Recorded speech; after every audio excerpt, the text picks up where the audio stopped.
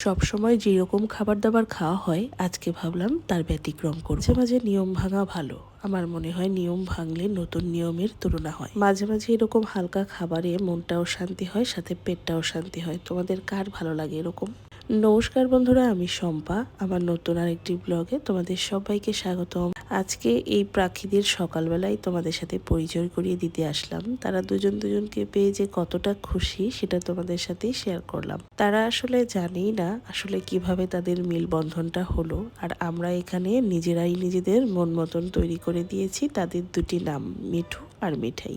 মিঠু মিঠাই বললেই তারা তাকিতুকি করে, আর এদিক ওদিক দেখে আমরা কিভাবে তাদেরকে খেয়াল করছি। তবে একদমই পছন্দ করে না তাদের বিরক্ত করাটা।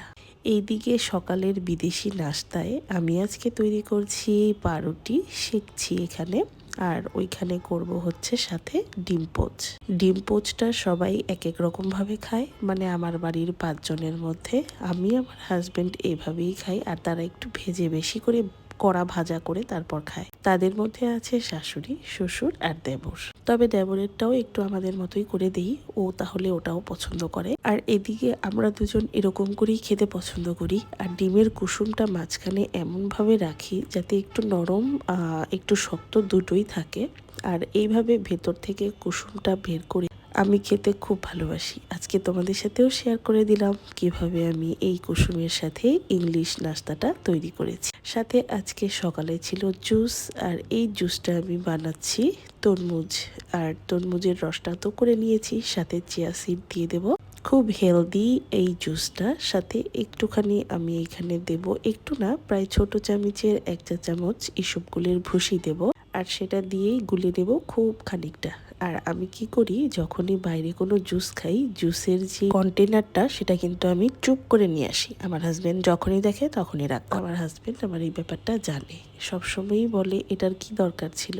আমি বলি না, এটা তো আমি টাকা দিয়েই কিনেছি, মাগনা তো আর নিয়ে আসিনি। আমি এটা সবসময় নিয়ে আসি বাসায়। যখনই কোনো জুস বা স্মুদি বানিয়ে খাই, তখন আমি ওই জুসের মানে পুরোটা ওই কন্টেনারে ভরে তারপর নিজের ইচ্ছে মতন সাজিয়ে সেটাকে উপভোগ করি।